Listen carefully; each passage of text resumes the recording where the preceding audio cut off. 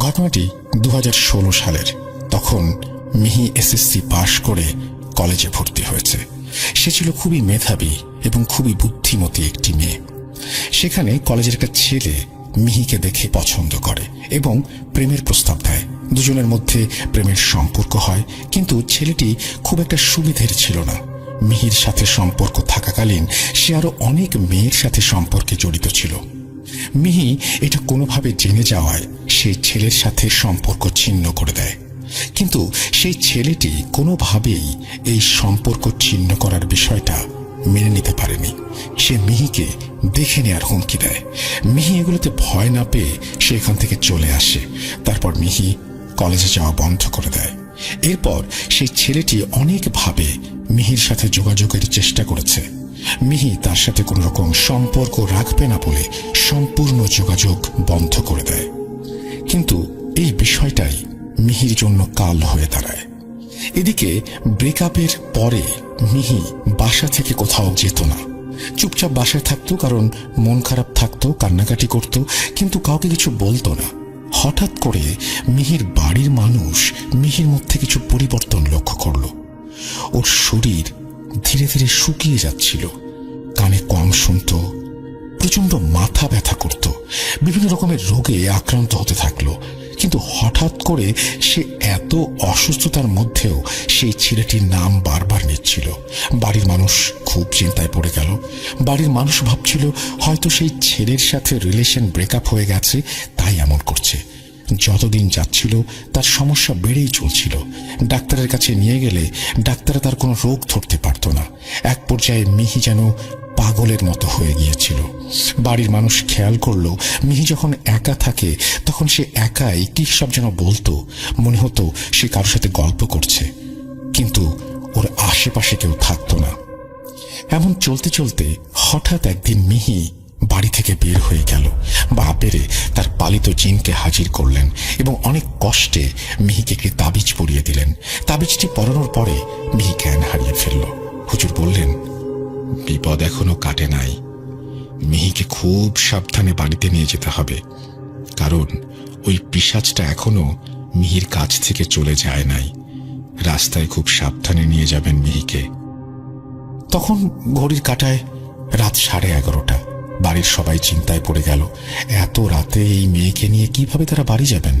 হুজুরকে বলায় হুজুর বললেন, ভয় নেই, তবে বাড়ি যাবার পথে কোনো পুকুর পাড় অথবা বাঁশ ঝাড়ের নিচ দিয়ে যাবেন না, তাহলে হয়তো অনেক বড় ক্ষতি হয়ে যেতে পারে। মিহির বাড়ির সবাই হুজুরের সাথে কথাবার্তা শেষ করে বাড়ির দিকে রওনা হলো। সবাই আতঙ্কের মধ্যে ছিল, কারণ ঘড়ির কাঁটায় তখন রাত 11:45। সবার মধ্যে একটাই ভয় কাজ করছিল, কিন্তু তাদের খেয়াল ছিল না যে বাড়িতে যাওয়ার সময় সেই বাঁশঝাড়ের নিচ দিয়েই বাড়িতে যেতে হবে। সেই বাঁশঝাড়ের নিচে আবার অনেক বড় একটা পুকুর ছিল, সেটা ছিল অনেক পুরাতন। সেই পুকুর পাড়েই প্রথমবার মিহিকে খুঁজে পাওয়া গিয়েছিল। তারা কি করবে কোনো কিছু খুঁজে পাচ্ছিল না। সবাই চিন্তায় পড়ে গেল। তাদের ভেতর মিহির বাবা ছিল একটু সাহসী। তিনি বললেন, চলো আল্লাহর নাম নিয়ে যাই, কিছু হবে না আল্লাহর নাম নিয়ে গেলে। সকলের অনিচ্ছার সত্ত্বেও তারা সেই পথ দিয়েই বাড়িতে রওনা হলো। তারপর ঘটল আসল ঘটনা। তারা বাড়ির রাস্তায় সেই বাঁশঝাড়ের নিচ দিয়ে যাচ্ছিল। চারিদিকে যেন ঘন কালো অন্ধকার, আশেপাশের কোনো কিছুই দেখা যাচ্ছিল না। মিহি তখনও স্বাভাবিক ছিল। কিছু দূর যাওয়ার পরে ঠিক সেই বাঁশের নিচে হঠাৎ নিস্তব্ধভাবে দাঁড়িয়ে গেল মিহি। মিহির বাড়ির লোক মিহিকে জোর করে নিয়ে যেতে চাচ্ছিল। যখন মিহিকে হুজুরের কাছ থেকে নিয়ে যাওয়া হচ্ছিল তখন মিহির বাবা মা, মিহির 2 চাচা এবং মিহির ছোট ভাই সাথে ছিল। অনেক জোরাজুরির পরেও মিহিকে এক ধাপও সামনে এগিয়ে নিয়ে যাওয়া গেল না। মিহির বাড়ির সবাই মিহির সাথে নিস্তব্ধভাবে দাঁড়িয়ে গেল। চারিদিক যেন থমথমে হয়ে গেল। সবাই তখন বুঝতে পারল তাদের সাথে খারাপ কিছু ঘটতে চলেছে। সবাই দোয়া দরুদ পড়তে শুরু করলো। এর মধ্যে হঠাৎ মিহি চিৎকার দিয়ে উঠল আর বলতে লাগলো, আমাকে ধন্যবাদ। চলুন ঘটনায় যাওয়া যাক। সাজ্জাদ, তোর আম্মুকে বাঁচা, তার মেয়াদ এখনো ফুরোয়নি, এখনো 2 মাস 11 দিন বাকি আছে, তাকে আনার ব্যবস্থা কর। আমার কথা শোন, তোর আম্মু আমাকে বলেছে সে যেখানে আছে সেখানে কষ্ট পাচ্ছে। সাজ্জাদ হক চুকিয়ে যায়, দাঁড়িয়ে পড়ে রাস্তায়। এসব কি বলছে আসমা পাগল? এমনিতেই তার মন মেজাজ ভালো নেই, কিন্তু মনের কোনায় যেন বারবার তা বিশ্বাস করতে চাইছে। সত্যি কি আম্মুকে ফিরিয়ে আনা সম্ভব? নমস্কার শ্রোতা বন্ধুরা, জানি আপনারা সবাই আল্লাহর রহমতে ভালো আছেন, সুস্থ আছেন। আমি সুকান্ত মাইতি আজ আবারও একটি রোমহর্ষক কুফুরি কালো জাদুর ঘটনা নিয়ে হাজির হয়ে গেছি। ঘটনাটি কতটা ভয়ের সেটা আপনারাই বিচার করবেন, তবে ঘটনাটি আমার কাছে খুবই হৃদয় বিদারক লেগেছে। ঘটনাটি আমাকে দিয়েছে ঢাকা ধামরাই কুলিন্দা গ্রাম থেকে মোহাম্মদ সাজ্জাদ হোসেন, ইন্টারমিডিয়েট সেকেন্ড ইয়ারের স্টুডেন্ট, ভূত.com-এর একজন একনিষ্ঠ শ্রোতা। ঘটনাটি সে গুছিয়ে স্টুডিওতে শেয়ার করতে পারবে না বলে আমাকে দেয়। আমার মতো করে সাজ্জাদের ভাষায় লিখলাম, ভালো মন্দ আপনারাই বিচার করবেন।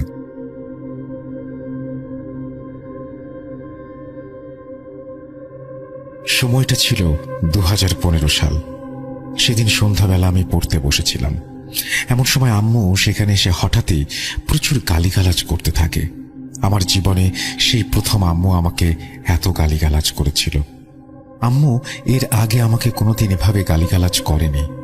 আমার কোনো ভুল হয়ে থাকলেও নয়, সর্বদাই প্রচুর আদর করেছে। কিন্তু হঠাৎ কি হলো কিছুই বুঝতে পারছিলাম না। আমি উঠে গিয়ে আম্মুকে জিজ্ঞেস করি, কি হয়েছে আম্মু? তুমি আমাকে এমন করে গালিগালাজ করছো কেন? আমি কি অন্যায় কিছু করেছি? মুখের কথাগুলো তখনও শেষ হয়নি। এমন সময় আম্মু একটা অদ্ভুত হাসি দিয়ে বীভৎস গর্জন করে সজোরে ধাক্কা দেন। এর ফলে আমি ছিটকে 10 হাত দূরে গিয়ে পড়ি এবং সোফার পেছনে কাঠের বাটামে মাথা ঠুকে প্রচন্ড আঘাত পাই।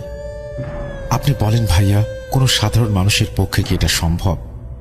তখন এমনিতেই আমার বয়স অল্প, অস্বাভাবিক পরিস্থিতির ব্যাপারে কিছুই বুঝতে পারিনি, প্রচন্ড ভয় পাই। এই থেকে ভাইয়া ঘটনার শুরু। এটাই ছিল আম্মুর সাথে ঘটা প্রথম ইনসিডেন্ট। যাই হোক, ভয় পেয়ে চিৎকার করে আমি পাশে আমার কাকার বাসায় ছুটে যাই। কাকা ও আব্বু ওই সময় বাইরে ছিলেন। আমি কাকিকে সমস্ত কথা বলার পর কাকির সঙ্গে যখন আমি বাসায় ফিরি, এসে দেখি একটা অদ্ভুত ব্যাপার। দেখি আম্মু মেঝের মধ্যে বসে নিজের চুল ছিঁড়ছে, কখনো হাসছে, কখনো কাঁদছে এবং কি সব বিড়বিড় করে বলছে। কথাগুলো একদম অস্পষ্ট, তবু যতটুকু বোঝা যাচ্ছিল তা হলো, কাউকে এই বাসায় বাঁচতে দেব না, সবাইকে ধ্বংস করে দেব। আমি আসছি, আমাকে কেউ কিছু করতে পারবি না। কাকি এসে পরিস্থিতি সামাল দিতে প্রচন্ড জোরে আম্মুর উপরে চিৎকার করে ধমক দেয়। আম্মুর ফোন নিয়ে আমার এক পরিচিত নানাকে ফোন দেই। উনি এখন মারা গেছেন, আল্লাহ ওনাকে জান্নাত নসিব করুক।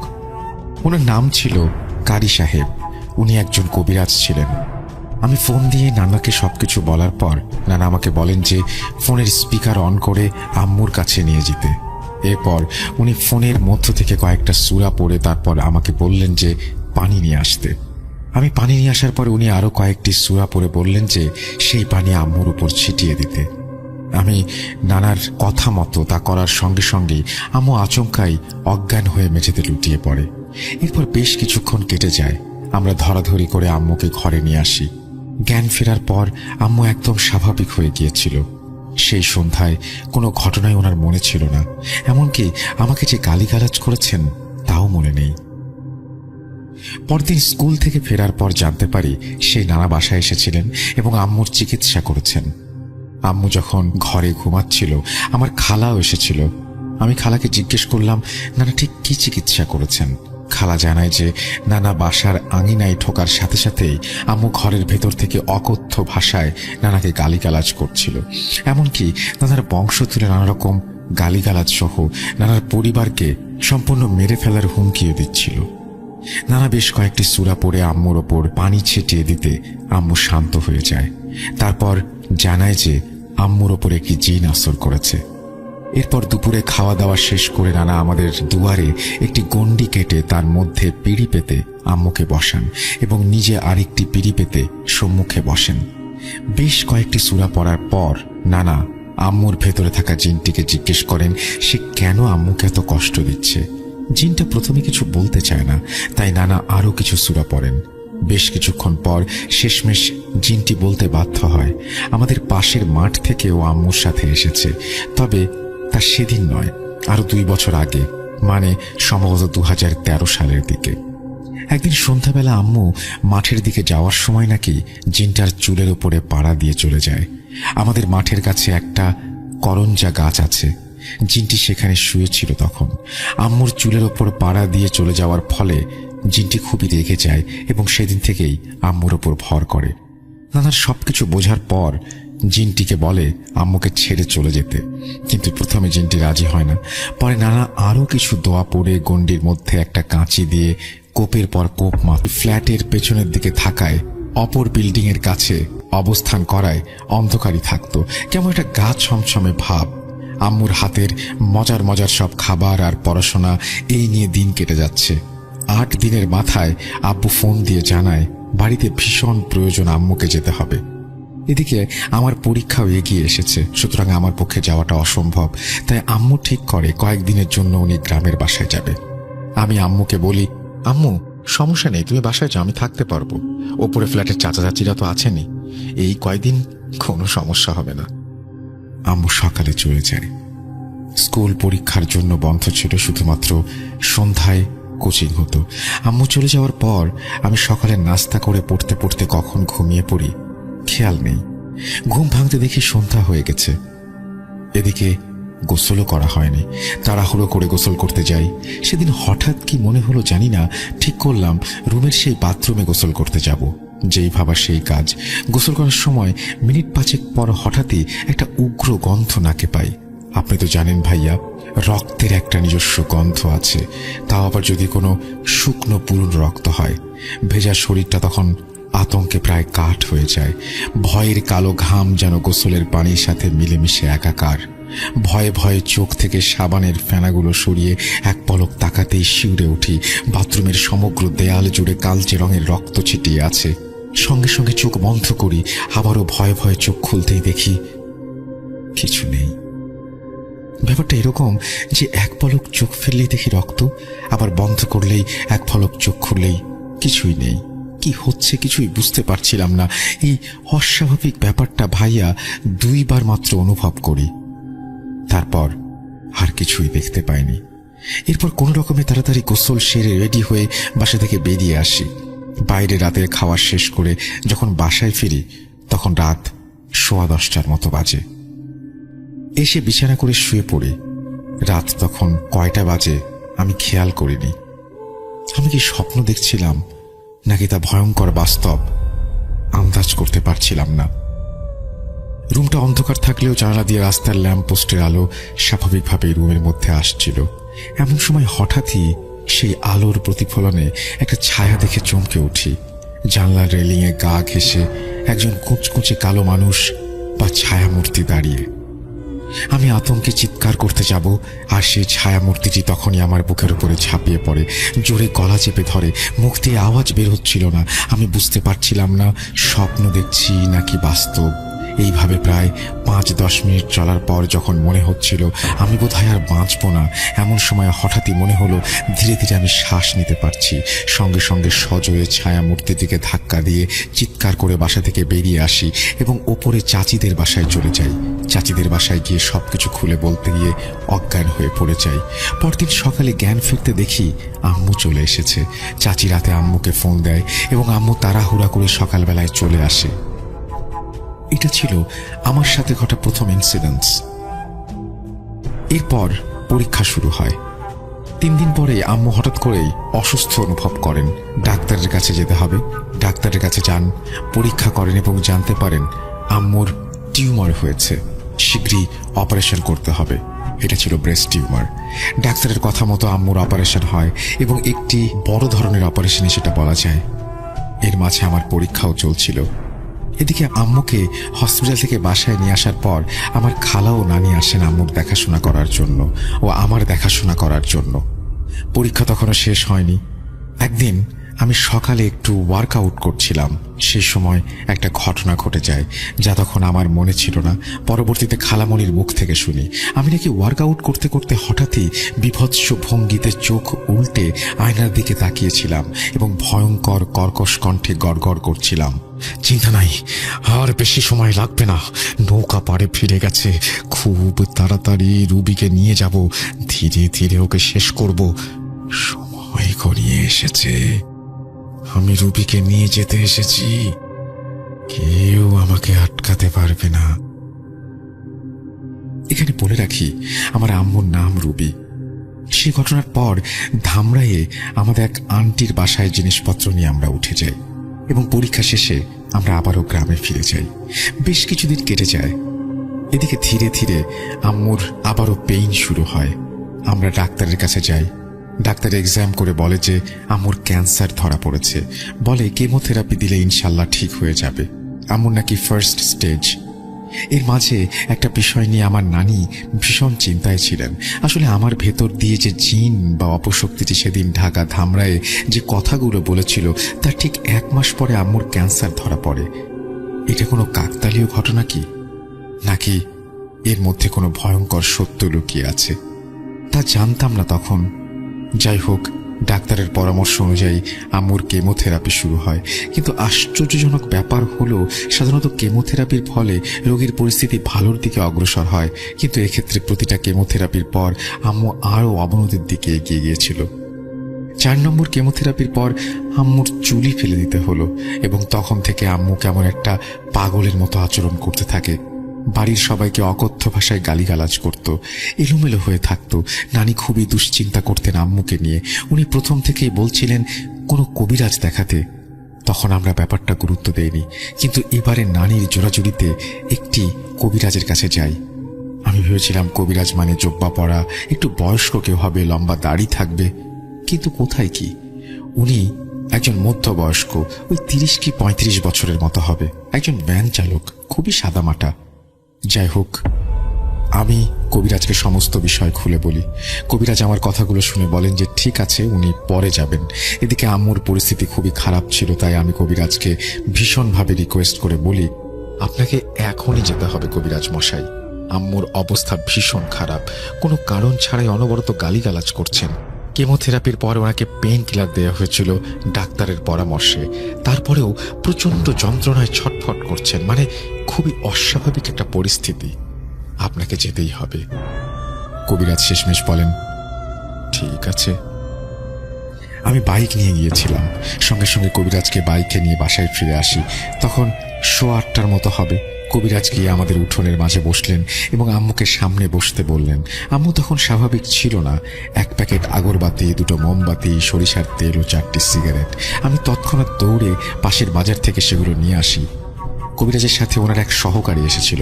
দেখলাম কবিরাজ তাকে 4টি সিগারেট একসঙ্গে খেতে বললেন এবং চারপাশে আগরবাতি জ্বালিয়ে 2টো মোমবাতি আম্মুর সামনে জ্বালিয়ে বসিয়ে বেশ কিছু সূরা পড়েন। তারপর সরিষার তেলের ঢাকনা খুলে ফু দেন। এরপর একটি হাতকে চোঙার মতো করে মুঠো করে আম্মুর মাথার ওপর বসিয়ে সূরা পড়তে থাকেন। পড়তে পড়তে ধীরে ধীরে ওই মুঠোর ফুটো দিয়ে তেল ঢালতে থাকেন। তেল ঢালার সাথে সাথেই আম্মু ভীষণভাবে চিৎকার করে ওঠেন। কবিরাজ আমাকে ইশারা করে বলেন আম্মুকে ধরে রাখতে। আমি কোনো রকমে আম্মুকে ধরে রেখেছিলাম। এক পর্যায়ে তেল ঢালা শেষ হওয়ায় আম্মু আবার স্বাভাবিক হয়ে যায়। এরপর কবিরাজ মশাই আমাদের দালানে গিয়ে একটা গোল বৃত্ত আঁকেন এবং আমাকে একটি কাঠি দিয়ে বলেন বেশ কয়েকটি নাম লিখতে সেই গণ্ডির ভেতরে। আমি ওনার কথা মতো তাই লিখি। এরপর উনি ওই গোলাকার গণ্ডির মধ্যে গিয়ে বসেন ও খাবারের মতোই হাত মেলে মাটিতে রাখেন। তারপর বেশ কয়েকটি সূরা পড়তে থাকেন। এর মাঝে একটা বিষয় লক্ষ্য করে আমি ভীষণভাবে চমকে যাই। হঠাৎই দেখি কবিরাজের হাত যেন ইচ্ছার বিরুদ্ধে কোনো এক অদৃশ্য শক্তির টানে ধীরে ধীরে তার নির্দিষ্ট জায়গা থেকে সরে একটি নামের কাছে গিয়ে থামল। কবিরাজ নামটি খুলে দেখে কিছুটা বিব্রত হয়ে যান এবং কেমন যেন নিজের ওপর ভরসা না করে পুনরায় সেই প্রক্রিয়াটি করেন। এবারেও হাত অদৃশ্য কোনো একটি শক্তির টানে সেই একই নামের ওপর গিয়ে থামে। নামটি ছিল রক্ষা কালী দেবীর। আমার জানা মতে ভাইয়া এটি হিন্দু সম্প্রদায়ের এক দেবীর নাম। যা হোক, কবিরাজ আম্মুকে বলেন আমাদের পরিবারের ওপরে ভয়ঙ্কর কালো জাদু হয়েছে এবং আপনার ওপর সরাসরি একটি হিন্দু সম্প্রদায়ের জিন চালনা করা হয়েছে। আপনাকে ও আপনার ছেলেকে সম্পূর্ণরূপে তিলে তিলে শেষ করে দেওয়ার পরিকল্পনা চলছে। উপস্থিত সবাই ভীষণভাবে আমরা আতঙ্কিত হয়ে পড়ি।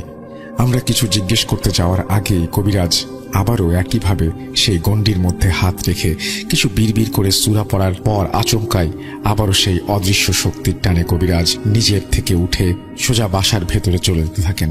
ব্যাপারটা এরকমই ছিল যে কেউ অদৃশ্য তারা হাত ধরে টেনে নিয়ে যাচ্ছে। কবিরাজ হাঁটতে হাঁটতে গিয়ে প্রথমে আমার বালিশ, তারপরে পরবর্তীতে আম্মুর ঘরের চৌকাঠের দিকে ইশারা করেন। আমরা সবাই ব্যাপারটা দেখতে থাকি। কবিরাজ জানায় কোনো এক পদ্ধতির মাধ্যমে এই কালো জাদুটি করা হয়েছে, অর্থাৎ ওনার ভাষ্য মতে আমাদের বালিশের ভেতর এবং আম্মুর ঘরের দরজার চৌকাঠের ভেতর জিনের মাধ্যমে বিশেষ পদ্ধতিতে তাবিজ রাখা হয়েছে। আমরা প্রথমে বিশ্বাস করি না ব্যাপারটা, তাই তৎক্ষণাৎ আমার বালিশটা ছিঁড়ে দেখি। বালিশ ছেঁড়ার পরে দৃশ্যটা আমরা কল্পনাও করতে পারিনি যে দৃশ্য দেখি সত্যি তার মধ্যে একটা তাবিজ রাখা ছিল। কবিরাজ সঙ্গে সঙ্গে ওটিকে বের করেন। তাবিজটি খোলার পরে দেখা যায় ওর ভেতরে ছোট্ট একটি কাগজ, তার মধ্যে কিছু লেখা ছিল। আমি দেখতে চাইলে কবিরাজ আমাকে বাধা দেন এবং সঙ্গে সঙ্গে ওটিকে মোমবাতির আগুনে পুড়িয়ে ফেলেন। বেশ জানাতে রাজি হন এবং পুনরায় একটি গোল গণ্ডি কেটে তার মধ্যে বসেন এবং বলেন, আপনাদের সন্দেহ হয় এরকম মানুষের নাম লিখে কাগজগুলোকে মুড়ে আমার সামনে রাখুন। সেই মতো আমরা কাগজে নাম লিখতে থাকি। আম্মু আমাকে নাম বলতে থাকেন, আমি লিখতে থাকি। কিছু মানুষকে আমি চিনতাম না, কিন্তু নাম না জানলেও চেহারায় চিনতাম। এইভাবে নিজেদের নাম সহ প্রায় 37টি নাম লিখে ওগুলো গোল গোল করে মুড়িয়ে গণ্ডির ভেতরে কবিরাজের সামনে রাখি। পুনরায় কবিরাজ একই পদ্ধতিতে কাগজগুলোর সামনে হাত রাখেন এবং এক পর্যায়ে একই রকমভাবে অদৃশ্য শক্তি তার হাত শূন্যে নিয়ে গিয়ে একটি কাগজের ওপরে রাখে। আমাদের সন্দেহ ছিল সেই নামের ওপরে, তবে সম্পূর্ণরূপে নিশ্চিত হওয়ার জন্য আবারও কাগজগুলো মুড়ে এলোমেলো করে কবিরাজের সামনে রাখি এবং এবারেও একই পদ্ধতিতে কবিরাজ পুনরায় সেই একই কাগজটি বের করে নিয়ে আসেন। প্রথমে বিশ্বাস হচ্ছিল না, ভেবেছিলাম হয়তো এগুলো কোনো ফেক কিছু, কিন্তু যেভাবে কাঠের ভেতর থেকে তাবিজ বের করেছিলেন তিনি, সেটি দেখার পর এসব অবিশ্বাস্য লাগলেও ছিল ভয়ঙ্কর বাস্তব। কাগজে যে নামটি লেখা ছিল সেটা আমার বলতে দ্বিধা নেই, কারণ মানুষের জানা দরকার পরিচিত মুখের আড়ালে মানুষ কতটা নির্মম হতে পারে। কাগজটিতে যে নাম লেখা ছিল সেটার নাম ইয়াসমিন, আমার মেজ কাকির নাম। ঘটনার শুরুতে যে কাকির কথা বলেছিলাম উনি না, ইনি আমার মেজ কাকি। ইনারা শহরে থাকেন। ছোট থেকে দেখেছি মেজ কাকার সঙ্গে আমার আব্বুর প্রায় ঝগড়া লেগে থাকতো। আমার আম্মুর সঙ্গে কাকিরও ঝগড়া লাগতো। আমাদের উন্নতি ভালো কোনো কিছু সহ্য করতে পারতো না তারা। মূলত ব্ল্যাক ম্যাজিকটা করেছিল এই ঘটনার পর থেকে। একবার আব্বু একটি 30 লক্ষ টাকা দামের জমি কেনার প্রস্তুতি নিচ্ছিলেন। সেই মতো কেনার বায়না করে আসেন এবং তারপরেই একটা ব্ল্যাক ম্যাজিক করা হয় আমাদের ওপরে, যা আমরা পরবর্তীতে জানতে পারি। কিন্তু এটাও জানতে পারি কাকি নাকি আমাদের ওপর কালোজাদু করার জন্য প্রায় 2 লক্ষ টাকা খরচ করেছিলেন। এসব আমার বলতে কোনো দ্বিধা নেই, কারণ একজন নিকৃষ্ট মানুষ যেভাবে কালোজাদু করে, একজন মানুষের জীবন নষ্ট করে দিতে পারে, তার পক্ষে সবই সম্ভব। এখন যদি উনি কোনো প্রকারে আমার উপরে আবারও কালোজাদু করতে চান, করতে পারেন। মহান আল্লাহ রাব্বুল আলামিন আছেন, উনিই রক্ষা করবেন। আর ভাইয়া, কালোজাদু তো কোনো আইনের আওতায় আসে না, তাই আমরা জেনেও কিছু করতে পারি না।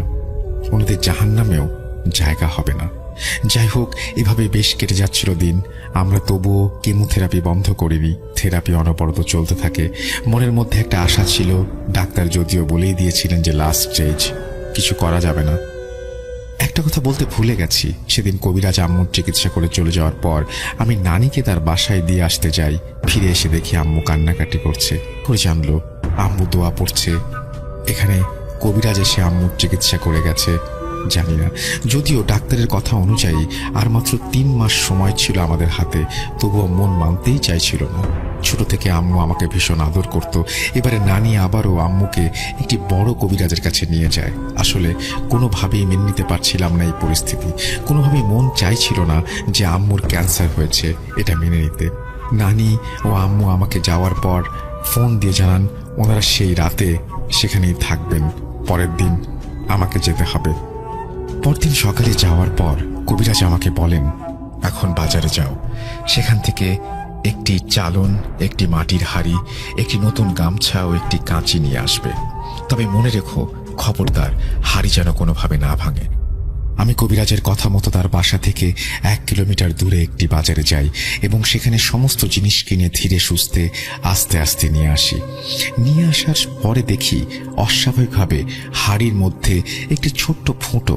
কবিরাজ সেই ফুটো দেখে অনেক বকাবকি করেন এবং বলেন, যেটার ভয় পেয়েছিলাম সেটাই হয়েছে, তুমি হাড়িটি ভেঙে নিয়ে এলে। কিন্তু এটি কিভাবে সম্ভব? আমি খুবই যত্নে হাড়িটি নিয়ে এসেছিলাম। কবিরাজ বলেন, যাই হোক, আর এই জায়গা থেকে হাড়ি কেনা যাবে না। তুমি কসুরিয়া যাও, সেখানে আজকে হাট, ওখান থেকে একটি হাড়ি কিনে নিয়ে এসো, তবে 1 ঘন্টার মধ্যে আনতে হবে। আমি ঝড়ের গতিতে কসুরিয়া হাটে যাই এবং নির্বিঘ্নে হাড়িটা নিয়ে আসি। হাড়ি নিয়ে আসার পর কবিরাজ তার কাজ শুরু করেন। প্রথমে আম্মুর যে ছোট ছোট চুল হয়েছিল সেগুলোকে পুনরায় ফেলে দিতে বলেন। এরপর সেখানে বিডের পাশে একটি গাব গাছের নিচে আম্মুকে বসিয়ে মাথার উপরে চালন রেখে তার উপরে গামছা দিয়ে পাতিল থেকে ধীরে ধীরে পানি ঢালা শুরু করেন। এটাকে গ্রামের ভাষায় ধারান বলে। ধারান দেওয়ার কারণে আম্মুর ভীষণ শ্বাসকষ্ট হচ্ছিল। আসলে কেমোথেরাপির পর থেকে আম্মুর মাথায় জল একেবারেই তিনি সহ্য করতে পারতেন না। যাই হোক, শ্বাসকষ্ট হওয়ার জন্য আম্মুকে আবারও ধরে নিয়ে কবিরাজের বৈঠকখানায় বিশ্রামের জন্য শুইয়ে দেয়া হয়। এরপর আমি নানির কাছে জানতে চাই গতরাতে কবিরাজ কি করেছিল। নানি আমাকে জানায়, গতরাতে কবিরাজ তোর আম্মুকে একটা আসন পেতে বসিয়ে গন্ডি কেটে তার মাঝে হাদিয়া রাখতে বলে জিনদের জন্য। সেই মতো আমি 101 টাকা রাখার পর কবিরাজ কিছু সূরা পড়তে থাকেন এবং মাঝে মাঝে তোর আম্মুর নাম নিতে থাকেন। একটা সময় তোর আম্মু মাথিতে লুটিয়ে পড়ে এবং কয়েক মুহূর্ত পর আচমকায় উঠে বসে এবং বিভৎস কর্কশ কণ্ঠে বলে ওঠে, আমাকে কেন ডেকেছিস? বিরক্ত করছিস কেন? তুই জানিস না নৌকা তীরে ফিরে গেছে, নৌকাতে এখন ডুবে যাচ্ছে, আর কিচ্ছু করার নেই। কবিরাজ আরো কিছু সূরা পড়ে জিজ্ঞেস করেন, তোকে কিভাবে এখানে পাঠানো হয়েছে আর কি শেষ হয়ে গেছে? তখন ভেতরে থাকা সেই জিনটি বলে, জানের বদলে জান যে পাঠিয়েছে সে একটি শিশুর জান বলি দিয়ে তার রক্ত আমাকে নৈবেদ্য দিয়েছে। এর জান নিতে বলেছে, আমার কিছু করার নেই, নাও ডুবে গেছে। কথাগুলো শুনে আমি ভেঙে পড়ি এবং সেই জিনকে অনুরোধ করি, দোহাই তোমাদের, আমার মেয়েকে ছেড়ে দাও। কর্কশ কণ্ঠে আবার সে বলে ওঠে, তুই জানিস না জিনেরা কথা দিলে কথার খেলাপ করে না? নৌকা তীরে ডুবে গেছে, একে আর বাঁচাতে পারবি না। এখন যা যা, আমাকে বিরক্ত করিস না। এই বলে সে থামে। কথাগুলো শুনে আমি ভীষণভাবে ভেঙে পড়ি। এরপর আমি সেখান থেকে চলে আসি। সেদিনের পর আম্মু আমার খালার বাসায় ছিল। প্রায় 3 থেকে 3.5 মাস কেটে যায়। একদিন খালা ফোন করে বলে ওনার বাসায় যেতে। আম্মুর শরীর ভীষণ খারাপ। সেই শুনে আমি আব্বু তাড়াতাড়ি সেখানে যাই। সেখানে পৌঁছে দেখি সব শেষ, আম্মু আর নেই। আমরা ভীষণভাবে ভেঙে পড়ি, সব শেষ হয়ে গেছে। যাই হোক, আমরা আম্মুকে আমাদের বাসায় নিয়ে আসি এবং নিয়ম আচার পালন করে জানাজা করাই। আম্মুকে কবর দিতে নিয়ে গিয়ে প্রথম একটি কবর খোঁড়ার সাথে সাথে দেখা যায় অন্য আরেকটি কবর বেরিয়ে পড়েছে। পুনরায় আরেকটি স্থান নির্ধারিত করে কবর খুঁড়ে আম্মুকে কবরস্থ করা হয়। এই সমস্ত করে উঠতে উঠতে প্রায় রাত 12টার মতো বেজে যায়। তারপর আমরা সবাই বাসায় ফিরি। এরপর 7 দিন কেটে যায়। আমি মন মরা হয়ে কবর জিয়ারত করতে কবরের স্থানে গিয়েছিলাম। এমন সময় বড় রাস্তার পাশের মোড়ে আচমকাই আসমা পাগল আমার রাস্তা ঘিরে দাঁড়ায়। এখানে বলে রাখি, আসমা আমাদেরই বয়সী। পাগল ঠিক বলা চলে না, তবে অনেকেই বলে ওর নাকি মাথার ঠিক নেই। ওর সাথে নাকি 3টে জিন আছে। একটা সময় আমার ক্লাসমেট ছিল। যাই হোক, আসমা রাস্তা আটকে হঠাৎই বলে, কি সাজ্জাদ, আম্মুর কাছে যাস? তোর আম্মু ভীষণ কষ্টে আছে সাজ্জাদ, তাকে বাঁচা। তোর আম্মু মরে নাই, তাই কবর থেকে তোলার ব্যবস্থা কর, তার এখনো মেয়াদ ফুরায়নি। কি বলবো ভাইয়া, আমার পায়ের তলা থেকে যেন মাটি সরে যাচ্ছিল। কি সব বলছে এই পাগল? আর যদি পাগলই বা হবে, তাহলে ও জানলো কি করে আমি আম্মুর কবরের দিকে যাচ্ছিলাম? কিছুই বুঝতে পারছিলাম না। মনকে শান্ত করে বললাম, হয়তো পাগলের পাগলামি, তাই গুরুত্ব না দিয়ে চলে যাব। এমন সময় আসমা আবারও বলে ওঠে, চলে যাচ্ছিস কেন?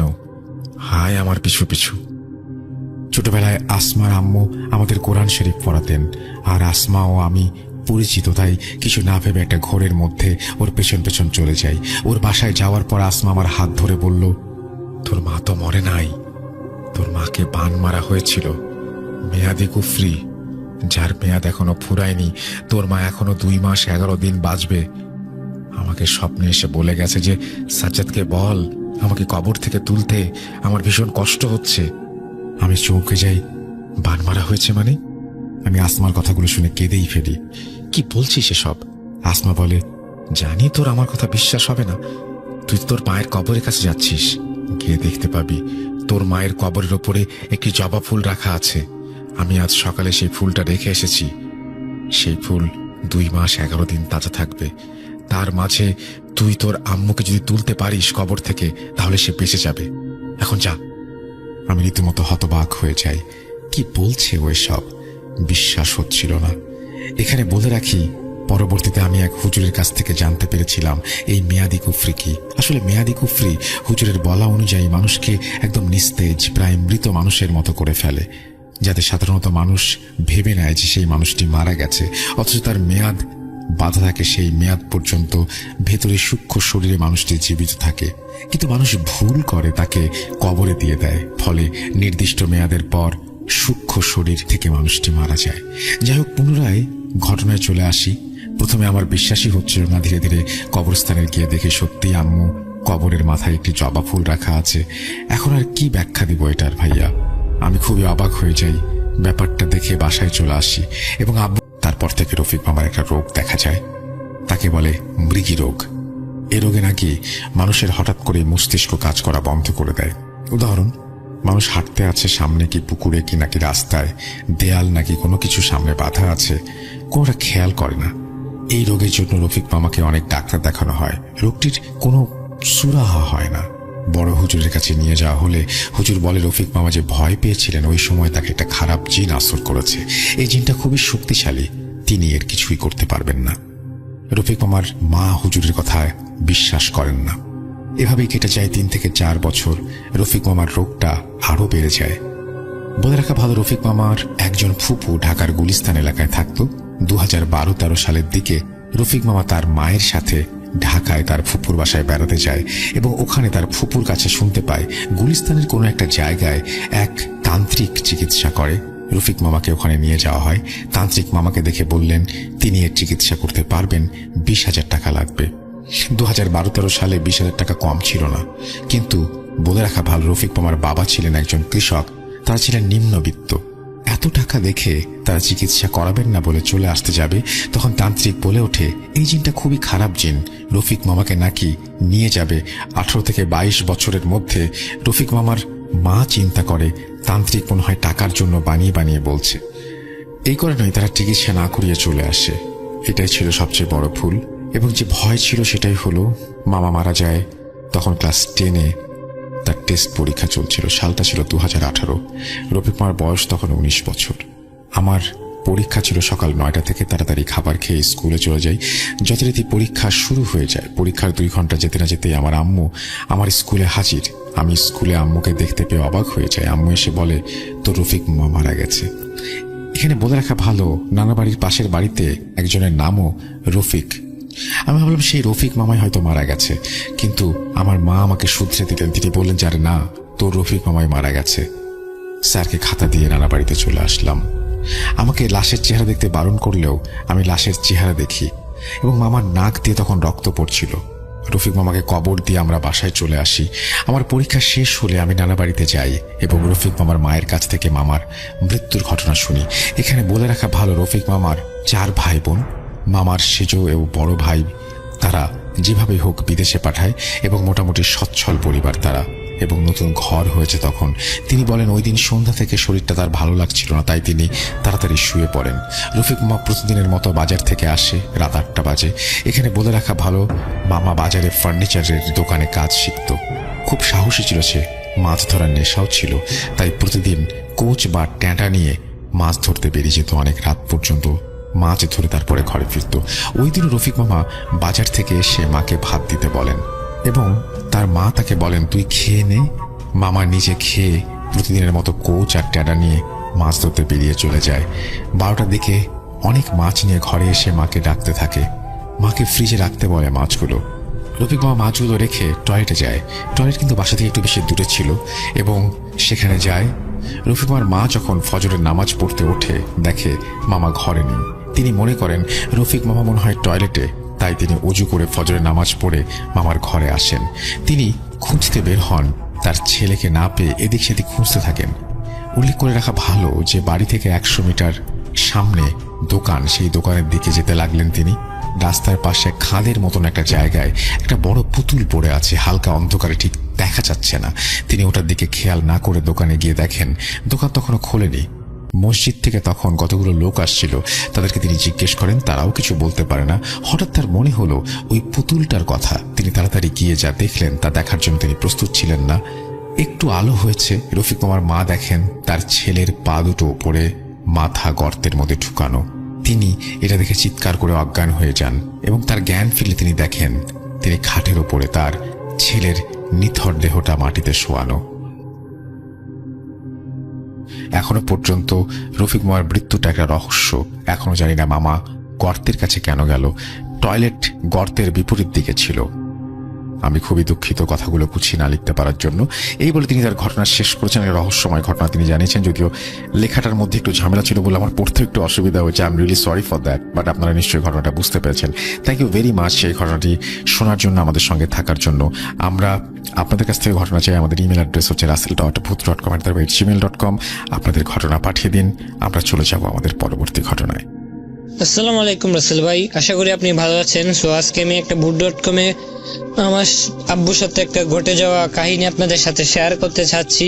সো আপনারা যদি এই কাহিনীটা শেয়ার করেন তাহলে আমার কাছে আরো কাহিনী আছে, সো ওইগুলা শেয়ার করব আমি ভুট.com-এ। সো আমি এখন কাহিনী শুরু করতেছি। সো সালটা ছিল তখন 1999 থেকে 2000 সাল।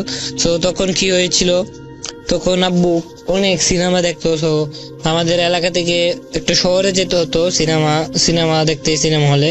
তো তখন আব্বু কি করলো, সিনেমা হলে গিয়ে সিনেমা দেখছিল। ওই দিন খুব বৃষ্টি হওয়ার কারণে সিনেমা হল তাড়াতাড়ি বন্ধ দেয়। দেন আব্বু বাড়ির পথে রওনা দেয়। রাস্তায় তখন অনেক ঝড় নামে। তারপর আব্বু আস্তে আস্তে বাড়িতে আসতে থাকে। তারপর আব্বু তখন কিন্তু আকাশ যখন চমকায় তখন আব্বু কি ওই আলো দেখে দেখে আসতে থাকে। দেন রাস্তায় আব্বুর একটা বোনের সাথে দেখা হয়। সো আব্বু ওই বোনকে জিজ্ঞেস করলো, তুই এত রাতে এখানে কি করিস? সো বললো, তোদের বাড়ি যাচ্ছিলাম। সো আব্বু বল, তাইলে আমার সাথে চল। পরে আবার ওইখানে ছাগলের বাচ্চা, এভাবে যেতে যেতে আবার দেখে যে কুকুরের বাচ্চা, এইগুলো দেখে আব্বু খুব ভয় পেয়ে যায়। এবং তারপর আব্বু তাড়াতাড়ি ট্রেনিং এ গিয়ে ওইখানে অজ্ঞান হয়ে পড়ে। তারপর জ্ঞান ফেরার পর সবাইকে এগুলা বলে, তারপর আর ট্রেনিং করতে চায় না। তারপর সবাই আব্বুকে বাড়িতে ফেরত দিয়ে যায়। সো রাসেল ভাই, এটাই আমার ছিল কাহিনী। ভালো লাগলো অবশ্যই শেয়ার করবেন। আমার কাছে আরো ভয়ানক কাহিনী আছে। সো এগুলা যদি এটা শেয়ার হয় তাহলে অবশ্যই আমি ওইটা শেয়ার করব। সাল 2010 অথবা 11, তখন আমার বয়স হবে 12 অথবা 13, এমন বয়স হবে। তো আমি ভাইয়া আসলে শুরু থেকে মাদ্রাসায় স্টাডি করতাম। তো মাদ্রাসার পরীক্ষার ছুটিতে আমি বাসায় আসি। তো বাসায় আসার পরে আম্মু আমাকে বলতেছে, মাসুম, তোমার ফুফাতো বোনের দাদি শাশুড়ি মারা গেছে, তো ওখানে ওদের বাসায় আমাদেরকে যেতে হবে, তুমি রেডি হয়ে নাও। তো আমিও রেডি হয়ে নিলাম আম্মুর কথাতে। তো রওনা দিলাম। তো যাইতে যাইতে আসলে ওনাকে আসলে দাফন করা হয়ে গেছিল। আমরা লেট করে ফেলছিলাম, তো ওনাকে আসলে দাফন করা হয়ে গেছিল। আর বলে রাখছি যে আমি আমার ওই কাজিনের দাদি শাশুড়িকে এর আগে আমি কখনো দেখিনি। আম্মু দেখছে, তবে আমি দেখিনি কখনো। আর এটা আসলে আমার দুর্ভাগ্য বলতে পারেন যে ওনার মৃত্যুর দিনে আমি আসলে ওনাকে দেখতে পাইনি, যেহেতু আমরা লেট করে আসছিলাম আর ওনার দাফন হয়ে গেছিল, এজন্য আসলে দেখতে পাইনি। তো ওইখানে আমি, আমার চাচাতো ভাই আর কেউ আমার সমবয়সী মাহফুজ, আর আমার চাচাতো বোন রিয়া, ও একটু ছোট হবে আমাদের থেকে। তো ওরে দেখলাম, দেখে বেশ খুশি হলাম, যাক সাথী পাওয়া গেছে এখানে। তো মাহফুজ আমাকে দেখে বললো, কিরে মাসুম, কেমন আছিস? আমি বললাম, হ্যাঁ ভালো আছি। এরপরে আমরা আসলে কুশলাদি বিনিময় করলাম। তো মাহফুজ আমাকে বললো, আচ্ছা এখানে তো আসলে সবাই কান্নাকাটি করতেছে, কেমন কি একটা অবস্থা, চলো আমরা একটু বাগান থেকে হেঁটে আসি। তো আমি বললাম যে কথাটা আসলে মন্দ বলেনি, বাগান থেকে হেঁটে আসলে ভালো হয়। তো আমি, মাহফুজ আর রিয়া বাগানে গেলাম তিনজন একটু হাঁটাহাঁটি করার জন্য। আর আমার কাজিনের দাদি শাশুড়িকে যেখানে কবর দেওয়া হয়েছিল, সেটা আমরা যে বাগানে হাঁটতে গেছিলাম ওই বাগানের শেষ প্রান্তে ওনাদের আর কি পারেন আমাকে বলতেছে। তো আমি ভাবলাম হয়তো বৃদ্ধা মানুষ, হয়তো কোনো সাহায্য দরকার। আর আমি এটা খেয়াল করলাম যে আমি আমার সামনে যে বৃদ্ধাটা দাঁড়ায় আছে, এই বৃদ্ধাটা ওই বৃদ্ধা যাকে আমি ওই দিন কবরের ওইখানে দেখছিলাম। আর আজকে অনেক কাছ থেকে ভালোভাবে দেখলাম যে বৃদ্ধাটা আসলে একটা কালো পাড়ওয়ালা সাদা শাড়ি আর হাতে একটা লাঠি, আর উনি হচ্ছে গোল ফ্রেমের একটা চশমা পরে আছে। তো আমিও গেলাম সাহায্যের জন্য, এগিয়ে গেলাম। তো পেছন থেকে হঠাৎ আমাকে কেউ ডাকলো যে ওইদিকে কোথায় যাচ্ছিস, সন্ধ্যা নেমে গেছে, ওইদিকে কোথায় যাচ্ছিস। তো আমি শুধু পেছনে তাকাইছি, তাকাই দেখি মাহফুজ কথাগুলো আমারে বললো। শুধু পেছনে তাকাইছি আর তাকানোর পরে সামনে তাকাইছি, মাত্র 10 সেকেন্ড এমন একটা ব্যবধান হবে। তো এই 10 সেকেন্ডের ভেতরে দেখি ওই বুড়িটা গায়েব। আর গায়েব এই জন্য বলবো যে যে পুকুর পাড়ে বুড়িটা দাঁড়াইছিল, পুকুর পাড়ের শেষ প্রান্ত থেকে আসলে ফসলের মাঠ শুরু।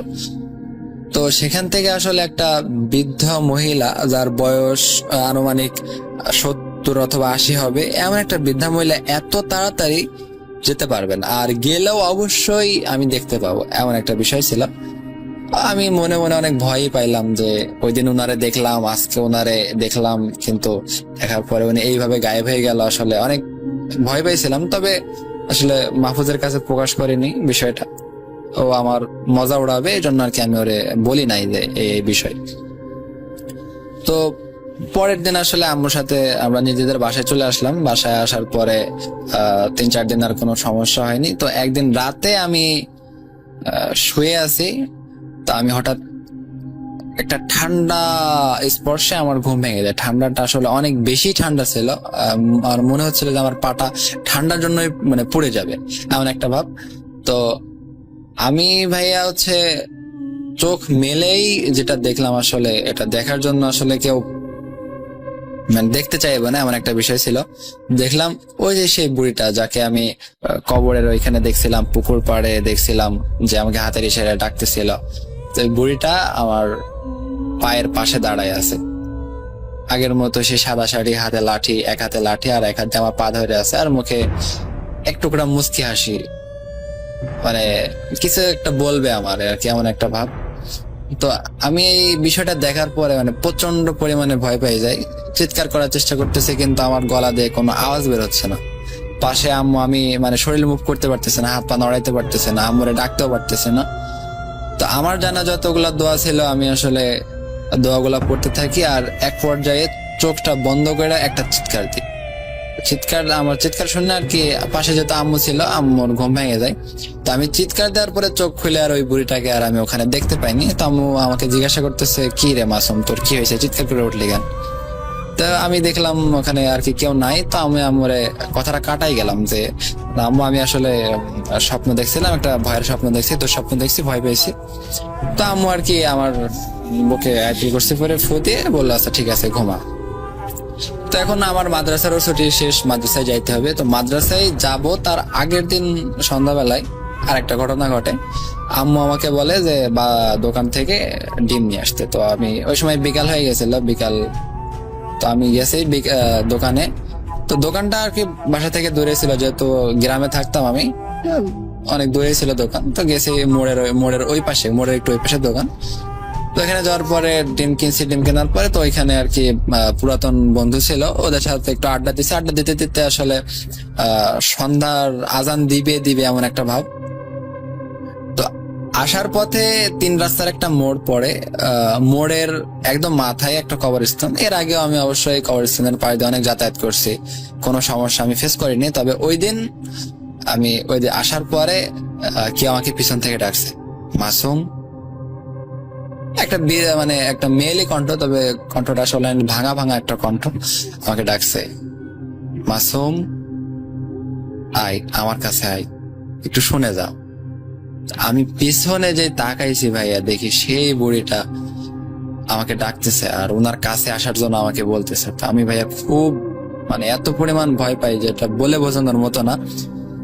মানে সে একটা দৌড় দেওয়ার পর মানে বাসায় যাওয়ার পরে হঠাৎ কিছু একটার সাথে বাড়ি খেয়ে আমি আসলে পড়ে যাই, আমি সেন্সলেস হয়ে যাই।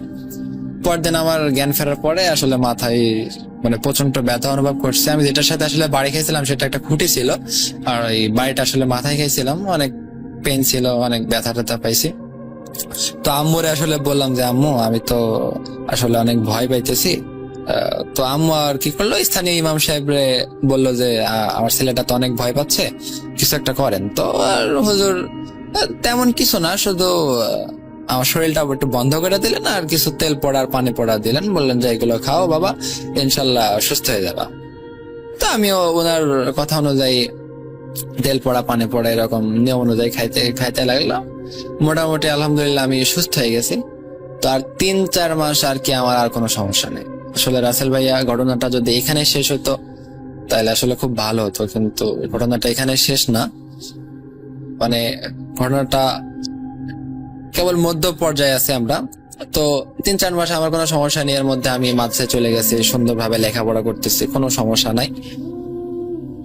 তো একদিনকার ঘটনা, আমরা যে মাদ্রাসায় পড়তাম ওই মাদ্রাসারই আরেকটা শাখা ছিল, যেটা মাদ্রাসারই থেকে একটু দূরে। যদি মেন রাস্তা ইউজ করা হয় তাহলে মিনিমাম 10-12 মিনিট সময়। তো আমি আম্মুকে জিজ্ঞেস করলাম, আচ্ছা আম্মু, হুজুরকে তোমাকে বলেনি যে আমি কেন ওই বুড়িকে দেখতাম, কেন বা ওই বুড়ি আমাকে নিয়ে যাওয়ার চেষ্টা করতো, এসব কিছু বলেনি? তো আমি তখন আম্মু আর কি কথাগুলো এড়াই যাইতো আর কি, আমাকে বলতো না, যেহেতু আমি ছোট ছিলাম, ভয় পাওয়া বিধায় আর কি। হুজুরও আমাকে বলেনি, আম্মু আমাকে বলেনি। আমি এরপরে অনেকবার আম্মুরে বলছি যে আসলে ঘটনা কি ছিল, কেন আমি দেখতাম, কেনই বা আমারে নিয়ে যাওয়ার চেষ্টা করতো। আমি যতবারই বলতাম আম্মু ততবারই আসলে কথা ঘুরাই নিত। এই জন্য আমি আর পরবর্তীতে আর কোনো জোর করিনি আম্মুকে, ঠিক আছে যেহেতু বলতে চাচ্ছে না থাক। তো এই বলে আর কি মাসুম ওর ঘটনাটা শেষ করে। তো ঘটনা শেষে বলে, কি রে সাদিক, তুই কি ভাবছিস আমার ঘটনা এখানে শেষ? না, ঘটনাটা এখানে শেষ না, তবে এই ঘটনাটা এখানে শেষ। আর আমাদের পরিবারের সাথে আর আমার সাথে যে ঘটনাগুলা ঘটে যাচ্ছে, স্টিল নাও এখন পর্যন্ত ঘটতেছে, এটা তো তার সূচনা মাত্র ছিল। তো যাই হোক, এটা বলে আর কি মাসুম উঠে চলে যায়। এটাই ছিল ঘটনা আর কি। আর যদি আমার এই ঘটনাটা সিলেক্ট হয়, পরবর্তীতে আমি মাসুমের থেকে ওর জীবনের ঘটনাগুলো নিয়ে যত সম্ভব ব্ল্যাক ম্যাজিকের ঘটনা হবে। তো আমি এই ঘটনা সিলেক্ট হইলে বাকি ওর থেকে শুনে পরবর্তী ঘটনা পাঠানোর চেষ্টা করবো ইনশাল্লাহ। যদি ইমেলটি ভালো লাগে তাহলে শ্রোতা বন্ধুদের শোনাবেন, আর যদি ভালো না লাগে তাহলে কোনো দাবি থাকবে না। এ বলে আমি বিদায় নিচ্ছি। আসসালামু আলাইকুম। আমাদের চিটাঙের পাশে একটা কথা আছে, সেটা হচ্ছে মুখে আই দেখা ভালো না। অর্থাৎ বিপদের আশঙ্কা করা ঠিক, কিন্তু সেটা মুখে বলাটা ভালো না, কারণ অনেক সময় সেটা ঘটেও যেতে পারে। আসলে সত্যি তা আমাদের জীবনে ঘটে গেল। রাসেল ভাই ঘটনাটি ছিল 2014 সালের ডিসেম্বরের দিকে। আমাদের এক ফ্রেন্ড তুষার ফেনী থেকে আমাদেরকে ফোন করে তার ভাইয়ের বিয়েতে ইনভাইট করলো। আমি আর হাসান সিদ্ধান্ত নিলাম আমরা বিয়েতে যাব, শীতকালের মজাটাও পাবো, আবার অন্য ডিস্ট্রিক্টে গিয়ে বিয়ে কিভাবে হয় সেটাও জেনে আসবো।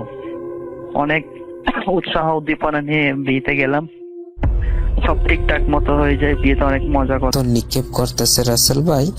তারা ছিল 3 জন। জামাল মিয়া কোন একটি বিজনেসের কারণে বাড়ি গিয়েছেন, আর তার এক মেয়ে, এক ছেলে, আর তার স্ত্রী ঘরের ভিতরে। তো রাসেল ভাই যখন এই ঘরের ভিতরে এই ঘটনা চলতে থাকে রাত 11টা থেকে, ফরজ আজান দেওয়ার পর ওই ঘটনাটি আর ঘটে না। তো রাসেল ভাই যখন সকালে বাইরে বের হয় তখন এসে তারা দেখে একটা পাথরের কি কণাও নাই সেখানে। তাহলে রাত্রে কে এত জোরে জোরে এত আওয়াজ করে ইটিয়ে দিচ্ছে?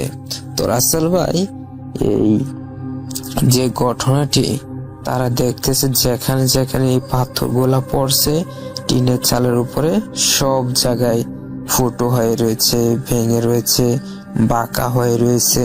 তো রাসেল ভাই যখন এই ঘটনাটি ঘটে তখন সকলে শব্দটা শুনে। তো এত জোরে শব্দ শোনার পর কেউ আর ডরে বাইরে হয় না। তো রাসেল ভাই 2008 সালের ঘটনা, বোঝে না তো গ্রামের ঘটনা, রাত মানে কিরকম রাত। তো রাসেল ভাই কেউ আর বারোই নাই। তো পরের দিন সকালে এসে দেখতেছেন তাদের টিন, চালের টিন বাঁকা হয়ে রয়েছে। তো রাসেল ভাই তারা ধর বুঝতে পারেনি যে কিভাবে কেন আবার ঘটনাটা হইলো। তারপর 2-3 দিন ভালো যায়, তারপর আবার একদিন সকালে মিলিয়ে ওই উঠানে আবার আড্ডা দেয়। তারপরে শব্দটা ওঠে জিনকে নিয়ে একটি ঘটনা কয়, কিভাবে একটু কথা বলেছিল। তাই পরে এই রাত্রে আবার শুরু হয় তাণ্ডব। রাত 11টা বাজার পর টিনের চালের উপরে কে যেন ডিল মারছে। এত ডিল মারছে যে তাদের উপরে কারো একটি ক্ষোভ হয়ে রয়েছে, রাগ হয়ে রয়েছে যে তাদেরকে মেরে ফেলবো, এরকম একটি অবস্থা। তো রাসেল ভাই তার পরের দিন কিন্তু এই সকলে বার হয়ে সেরে এই ঘটনাটি দেখে তারা কিন্তু